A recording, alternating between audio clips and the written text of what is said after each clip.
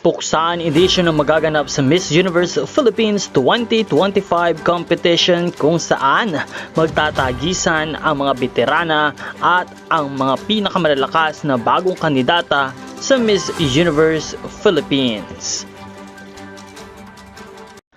The most beautiful day of Miss Universe Philippines is yet to come.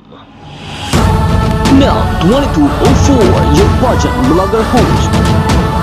Subscribe!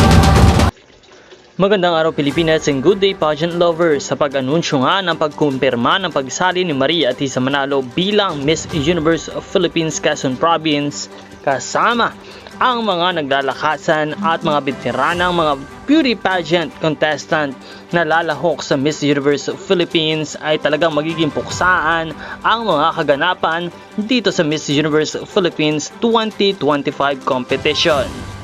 Marami nga mga Pinoy pageant fans na handa at excited na upang matunghayan ang pinakamalakas at pinakamagandang laban ng Miss Universe Philippines sa taong ito.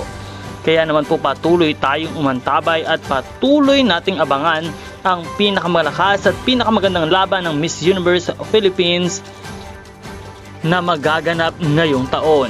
Pero ang tanong ng nakararami at ang tanong ng lahat, sino ang kokoronahan at sino ang magwawagi? Sino ang magre-representa sa Pilipinas para sa Miss Universe 2025 competition?